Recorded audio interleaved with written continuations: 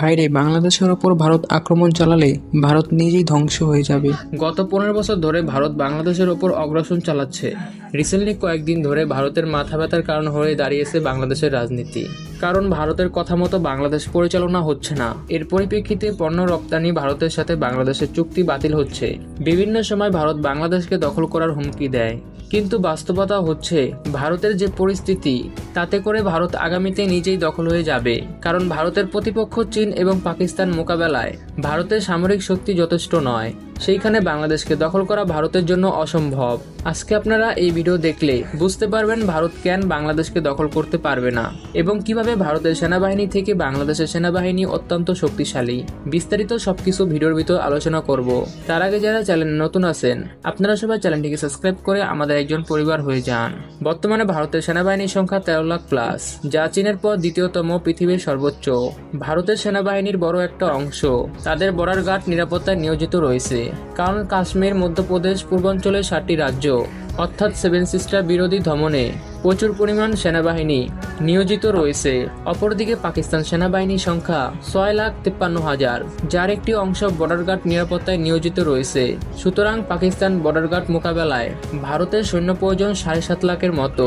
অন্যদিকে অবশিষ্ট 5.5 লাখ সৈন্য দিয়ে ভারত চীনের মোকাবেলা করবে নাকি বাংলাদেশে আক্রমণ করবে, সেনাবাহিনী বিবেচনায় ভারতের পক্ষে এই মুহূর্তে পাকিস্তান, চীন কিংবা বাংলাদেশ বিরোধী যুদ্ধ পরিচালনা করা অসম্ভব। কারণ কোনো দেশে আক্রমণ চালাতে গেলে ওই দেশ থেকে 3 গুণ বেশি সৈন্য সংখ্যা প্রয়োজন।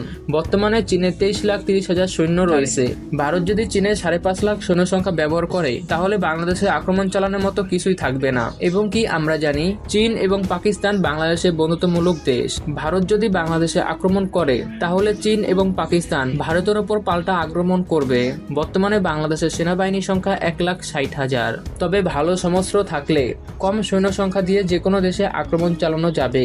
যেমন ব্রিটেন, ফ্রান্স, যুক্তরাষ্ট্র, তাদের অন্য দেশের যুদ্ধ চালাতে খুব বেশি সৈন্যর প্রয়োজন হয় না। কারণ বিমান বাহিনীর সমর্থন পেলে কম সৈন্য দিয়ে যুদ্ধে জয়লাভ করা সম্ভব। তাই ভারতের বিমান বাহিনীর সব ক্ষমতা নিয়ে আলোচনা করা দরকার। বিমান বাহিনী বলতে শুধুমাত্র যুদ্ধ বিমানকে বোঝায় না, বিমান বাহিনীর লজিস্টিক ক্ষমতা সব থেকে গুরুত্বপূর্ণ। ভারতের বিমান বাহিনীকে লজিস্টিক সাপোর্ট দেওয়ার মতো কার্যক্রম হেভি ওয়েট বিমান পরিবহন রয়েছে 10টি এবং মিডল রেঞ্জের রয়েছে 30টি। ভারতের মতো একটি বিশাল দেশে সৈনিক এবং সরঞ্জাম পরিবহনের জন্য এই কয়েকটি বিমান যথেষ্ট নয়। 2020 সালে ভারতের সাথে চীনের সংঘর্ষ হলে ভারতের ট্রান্সপোর্ট ফিলিক্সের ঘাটতি সামনে আসে। তৎকালীন কয়েক সপ্তাহ লেগেছিল সৈন্য এবং সরঞ্জাম মোতায়েন করতে। ফলে বাংলাদেশের সাথে ভারতের বিমান সংঘর্ষ হলে লজিস্টিক ফিলিক্স যুদ্ধক্ষেত্রে ভূমিকা পালন করবে না। অন্যদিকে ভারতের যুদ্ধবিমান রয়েছে 400টি, যা দিয়ে বাংলাদেশকে খুব সহজে বিমান হামলার মাধ্যমে ধ্বংস করা যাবে। কারণ বাংলাদেশে তেমন কোনো যুদ্ধবিমান নেই যা দিয়ে ভারতের বিমানকে প্রতিরোধ করা যাবে। তবে বাংলাদেশের ভূখণ্ড দখল করতে হলে ভারতের পরিবহন তেমন কার্যকারী ভূমিকা পালন করবে না। কারণ ভারতের বেশিরভাগ বিমান কাউন্টার স্টাফ মিশন পরিচালনা করতে সক্ষম নয়। ভারতের কাছে রয়েছে 270টি SU-30। এগুলো হচ্ছে air security fighter jet, MiG-21 এবং জাগুয়ার। বর্তমান সময় অকার্য যুদ্ধবিমান। ভারতের একমাত্র অ্যাটাক যুদ্ধবিমান হচ্ছে মেরিস-20 এবং রাফেল যুদ্ধবিমান, যার সংখ্যা ভারতের তুলনামূলক খুবই কম। কারণ 40+ মিডল 2000 এবং 36টি রাফেল যুদ্ধবিমান দিয়ে বাংলাদেশে আগ্রাসন চালানো অসম্ভব। তাছাড়া চীন এবং পাকিস্তান মোকাবেলায় মাত্র এই কয়েকটি যুদ্ধবিমানের কোনো বিকল্প নেই। ভারত বিমান বাহিনী রীতিমতো হিমশিম খাচ্ছে যুদ্ধবিমান সংকটে। অন্যদিকে চীনের বিমান বাহিনীর সাথে ভারতের বিমান বাহিনীর তুলনা হয় না। সুতরাং 40টি মেরিল-20 দিয়ে বাংলাদেশকে আক্রমণ করতে পারবে না ভারত। গড়ে দৈনিক 3 থেকে 4টি স্থান তারা সাপোর্ট দিতে পারবে। জায়গার তুলনায় এটি 50 ভাগের 1 ভাগও হবে না। এমনকি গ্রাউন্ড স্ট্রাইক মিশন আসলে ম্যাকপেন আর্টিফিশিয়ালের কাছে প্রতিনিয়ত যুদ্ধবিমান ধ্বংস হবে, যার ফলে এই সংখ্যা ধীরে ধীরে কমে আসবে। বাংলাদেশ বিরোধী ভারতের সেনাবাহিনী যেমন যথেষ্ট নয়, ঠিক তেমনি দেশটির বিমান বাহিনী যথেষ্ট নয়। তবে নির্দিষ্ট স্থান আঘাত করলে ধ্বংস করার সক্ষমতা ভারতের সেনাবাহিনী এবং বিমান বাহিনীর রয়েছে। ফলে বাংলাদেশের সামরিক বৃদ্ধি করার প্রয়োজন। তাছাড়া বাংলাদেশের জন্য সুসংবাদ রয়েছে, কারণ বাংলাদেশ সেনাবাহিনী নতুন নতুন অস্ত্র ক্রয় করছে, যা খুবই প্রশংসনীয়। চলেন এই বিষয়ে আপনাদের কিছু ইনফরমেশন দেই। বাংলাদেশের সবথেকে শক্তিশালী বাহিনী হচ্ছে বাংলাদেশ সেনাবাহিনী। দেশের যে কোনো বিপদ আপদে ভরসার জায়গা হচ্ছে সেনাবাহিনী।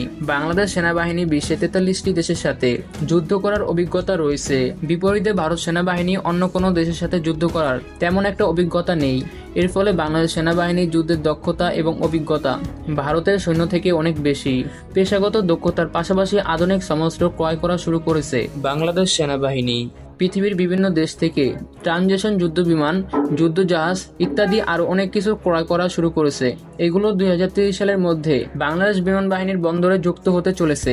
বর্তমানে বাংলাদেশ ভারত উত্তেজনার মধ্যে বাংলাদেশ সরকার নিজ দেশে অস্ত্র উৎপাদন এবং বাইরের দেশ থেকে অস্ত্র ক্রয় করা সিদ্ধান্ত নিয়েছে। বাংলাদেশ সেনাবাহিনীর কৌশলগত অস্ত্র হচ্ছে MPBS ট্যাঙ্ক, যা সাম্প্রতিক সময় বাংলাদেশ সেনাবাহিনী চীন থেকে 54টি ট্যাঙ্ক অর্ডার দিয়েছে। এই ট্যাঙ্কগুলো ভূমিতে এবং পানিতে দোনো জায়গায় চলাচল করতে পারে। বাংলাদেশ নদীমাতৃক দেশ হওয়ার কারণে এই ধরনের ট্যাঙ্ক বাংলাদেশের জন্য খুবই উপকারী। টাইপ 8103 মডেলের এই ট্যাঙ্কগুলোতে 105 কিলোমিটার মেশিন গান রয়েছে। আরও রয়েছে 12.5 কিলোমিটার সেকেন্ডারি গান। তাছাড়া বাংলাদেশের অন্যতম প্রতিপক্ষ দেশ হচ্ছে ভারত, আর ভারতের চিরশত্রু হচ্ছে চীন। তার জন্য ভারত চাইলেও এই যুদ্ধ ট্যাঙ্ক ক্রয় করতে পারবে না। স্থলপথের পাশাপাশি আকাশপথে যুদ্ধের সক্ষমতা অর্জন করেছে বাংলাদেশ সেনাবাহিনী। অনেক আগে থেকে তুরস্ক ড্রোন কেনার চুক্তি করেছে বাংলাদেশ সেনাবাহিনী। এই ড্রোন দিয়ে আকাশপথে ভারতে খুব সহজে অ্যাটাক করা যাবে। তাছাড়া তুরস্কের এই অ্যাটাক ড্রোন কতটা ভয়ঙ্কর সেটা আপনারা রাশিয়া ইউক্রেন যুদ্ধে দেখেছেন। ইউক্রেন যুদ্ধতে মাত্র 12টি ড্রোন দিয়ে রাশিয়া 3000 সামরিক জাম ধ্বংস করে দিয়েছিল। এই কারণে তুরস্কের অ্যাটাক ড্রোন সারা বিশ্বে সুনাম অর্জন করেছে। 2022 সালে তুরস্ক থেকে 3টি ড্রোন পরীক্ষামূলক কিনেছিল বাংলাদেশ। তুরস্ক থেকে এই ড্রোন কেনা সব থেকে সুবিধা হচ্ছে কারণ ভারতের কাছে তুরস্ক এই ড্রোন কখনোই বিক্রি করবে না। তুরস্ক শুধু তার বন্ধু দেশগুলোর কাছে এই ড্রোন বিক্রি করে থাকে। তুরস্কের এই ড্রোন 50টি বাংলাদেশের কাছে থাকলে ভারত সহজে যুদ্ধক্ষেত্রে বাংলাদেশকে কাবু করতে পারবে না।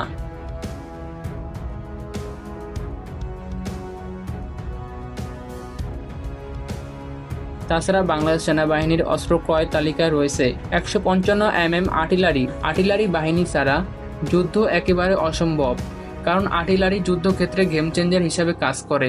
আর্টিলারি দিয়ে যে কোনো যুদ্ধের মোড় ঘুরিয়ে দেওয়া সম্ভব। আর্টিলারি যে দেশে সব থেকে বেশি আছে সে দেশ যুদ্ধে জেতার সম্ভাবনা বেশি।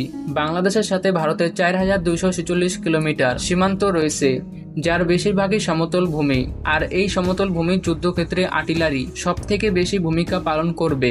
বর্তমানে বাংলাদেশে সর্বমোট 21টি আর্টিলারি রেজিমেন্ট মান রয়েছে। তাছাড়া বাংলাদেশ সেনাবাহিনী আমেরিকা থেকে 155 মিলিমিটার আর্টিলারি কেনার টেন্ডার দিয়েছে।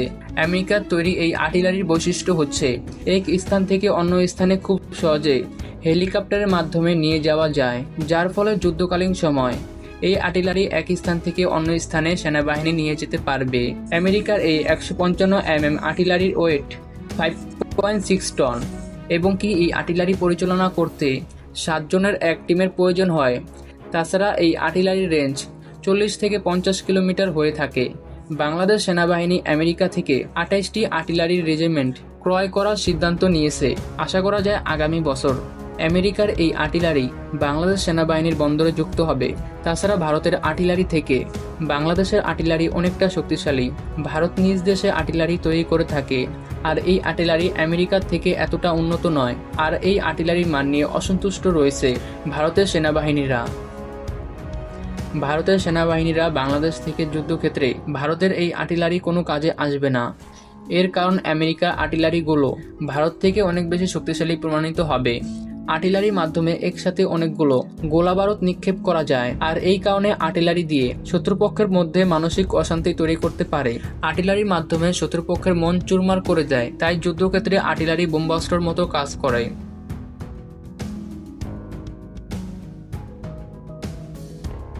যাই হোক ভাই, আমি আব্দুল্লাহ আপনাদের একটা কাজের কথা কই। ভারত একটি বড় দেশ হলেও বাংলাদেশকে কখনোই দখল করতে পারবে না। অতঃপর ভারত বাংলাদেশের ওপর আক্রমণ চালালে ভারত নিজেই ধ্বংস হয়ে যাবে। এখন আপনাদের বাংলাদেশকে নিয়ে কি অপিনিয়ন কমেন্ট করে জানান। ভিডিওটা ভালো লাগলে একটি লাইক করে দিবেন। দেখা হচ্ছে পরবর্তী ভিডিওতে। আল্লাহ হাফেজ।